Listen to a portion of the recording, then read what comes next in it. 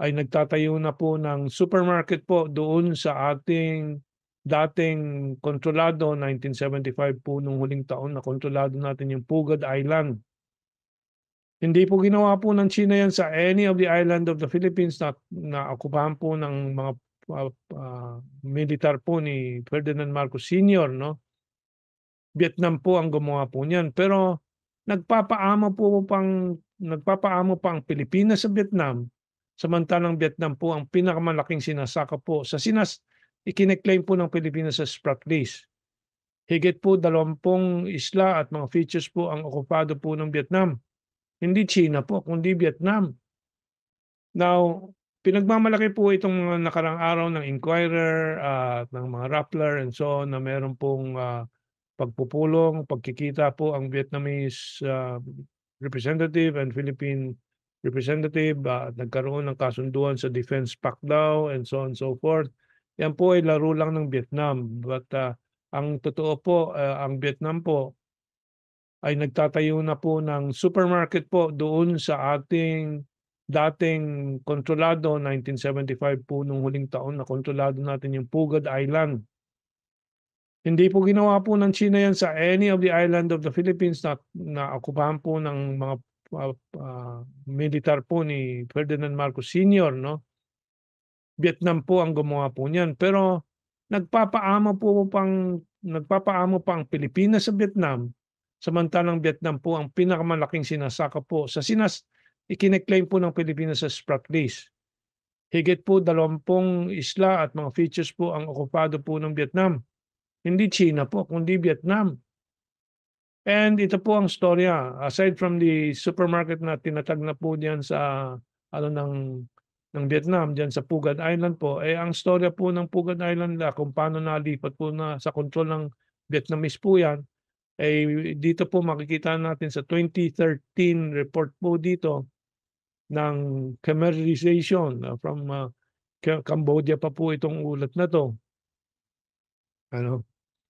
The story goes that Pugad Island, just 1.7 miles away from Philippine-occupied Parola Island, was lost by the country to the Vietnamese in the early 80s when the latter brought, 1975 to be exact, when the latter brought Vietnamese prostitutes to Parola as a gift to the Pinoy commanding officer who was celebrating his birthday. To the last man, the Pinoy sailors left to attend the rare spectacle and allowed cunning Vietnamese to immediately seize the island. Bakit po nagbubulag-bulagan si Browner at ang ating military establishment, ang ating Department of Foreign Affairs, si Bongbong Marcos, dito sa ginawa ng Vietnam na to?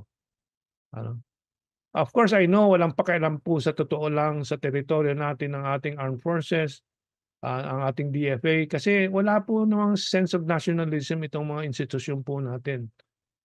Kaya po binibigyan ng pansin ng mga issue laban sa China dahil utos ng Amerikano lang. That is the only reason. Not because the Philippine Military Armed Forces or Browner is interested in our national territory. Puro pabaya naman sila eh. In the Second World War, hindi naman dapat lumaban po ang Pilipinas. Nautusan ng Amerikano. Yang colonial mentality pa rin po ang talagang isang napakalaking ugat na problema po ng Pilipino. Ayan po ang storya po kung paano nawala ang Pugad Island sa Pilipinas. Pero konsentidor ang Pilipinas. Nakikipag-basketball pa ngayon po ang ating Marines po diyan sa Pugad Island with the Vietnamese. Parang walang issue. So paano natin masasabi na siniseryoso ng ating armed forces ang ating territorial issues? Wala po. And anyway, ito po, Philippine-Vietnam bolster defense ties. Ginogoyo tayo ng Vietnam. Naglalaro-laro ang Vietnam samantalang ang Vietnam po ay top trading partner po ang China po. Ayun po, nakalagay po dito, nilagay po ni Joshua. Ferdinand Marcos Jr.'s Facebook and Instagram accounts deleted the sentence, "We thank Vietnam for supporting the arbitral award." Kasi po, hindi naman po nagsalita ng ganyan ng Vietnam. From the original post on the courtesy call of Vietnam Defense Minister General Pham Van Giang in Malacanang on Friday. Ayan po, nagpropaganda ang media na sinabi daw ng Vietnam, sumusuporta sila sa arbitral award.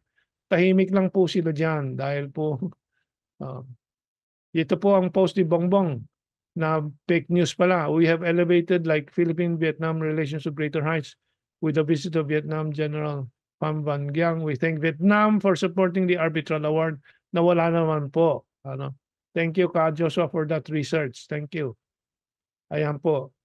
Kaguluhan po talaga, kagulo-gulo po ng ating foreign policy, ang ating lahat ng policy, lahat ng programa ng gobyerno under Bongbong Marcos. Talagang litong-lito, bangag talaga, lutang talaga.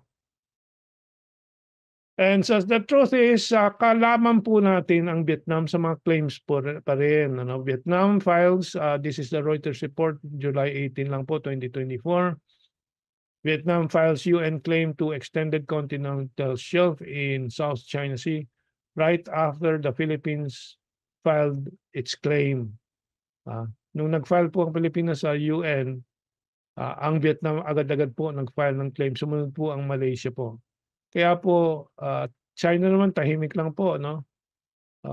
Tungkol diyan sa UN submission na yan dahil they are in control of the areas they want to control as a sovereign guardian of those territories. And editorial po ng Global Times, US fans flames as Philippines keep provoking China in the South China Sea. Washington's escort promise to encourage more provocations pero inatras na po ng Amerika po yung promise na yan. So for the meantime po, postpone po ang tension with the US. Pero ang Pilipinas po, tuloy-tuloy na nagpapagamit sa Amerika para ma-maintain po ang tension po dyan. But